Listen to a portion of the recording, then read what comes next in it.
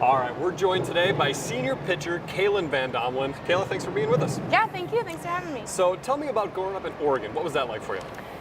Rainy. I'm from the valley, so it rains like probably 250 days out of the year. So everyone thought that when I got here the weather was going to be a thing, and it's not at all. I was like, it's just a different kind of weather, so I mean, it's not a big deal, but it was fun. I liked growing up in Oregon just because I played 3 sports and everything, and so I was super busy all the time. Sure. Softball, I'm assuming, is one of those sports. Yes. Tell me about that growing up. So I started playing when I was 7. I started pitching when I was 8. I played all the way through high school and everything, played travel ball when I was like 10, and then travel ball is really where it's super serious in Oregon. High school ball is kind of like, you kind of play, kind of don't play, like, Okay. Whereas travel ball, like most of your girls on your team are going to college type of thing. Okay. But my high school has actually been super successful. We were 2-time state champs while I was there. I actually got to win both of them with my sister, my younger sister. So it's just been a pretty big part of my life so far. Sure. Talk about your path to UND. How did you get from Oregon to Grand Forks, North Dakota? I actually fell in love with all the campus, like the buildings.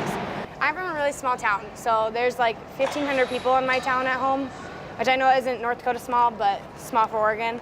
And so it just felt super like close-knit almost. Like it was a big campus in a city, but it's not like so overwhelming that you're like, you don't know people. I know everyone probably. I pass the same people going to class every day for the last 5 years. Sure. That's So- cool. Makes you feel like at home. Yeah. One of my favorite questions I always have to ask, it's game day. Yep. What's your routine like? Do you have any weird, quirky things that you have to do I'm before? probably the most superstitious person you've ever met in Really? your life.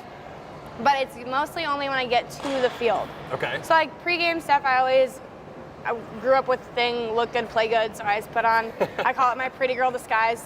I put on my face before I go, and then we get ready and everything, and then we get to the field, and most of my superstitions are with like how I warm up for pitching. Okay. Not necessarily hitting or anything, but when I'm pitching, I like to get because we always get a new ball, so we unwrap it Sure. and everything, and like if I'm having a streak of like good pitching or whatever, I'll stick with whatever happens. So like this year, coach tossed me the ball one time, and so then for like 10 games, he had to toss me the ball before I could unwrap it to start pitching, or I had to throw it to someone or do some random stuff like that.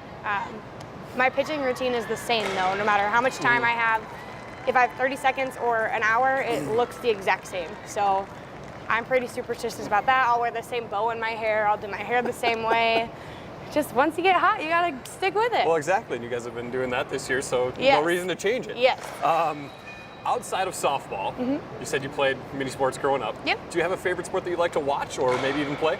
Volleyball for sure. Okay. I had thought about playing volleyball in college, and then I actually kind of decided that softball was the direction I wanted to go. But my sister and I still play like sand volleyball, and I'll sit like by myself at UND games because I'm so loud and like obnoxious, and like I get really into it, so I have to like keep my distance from my teammates because they're like, oh my gosh, you're such a nuisance to sit next to. Maybe that's what we're hearing on some of our. Maybe that's the fan. Probably That the really could be. loud, obnoxious girl. Maybe That's probably who- me. that's who- Saying go every 3 seconds. That's probably me.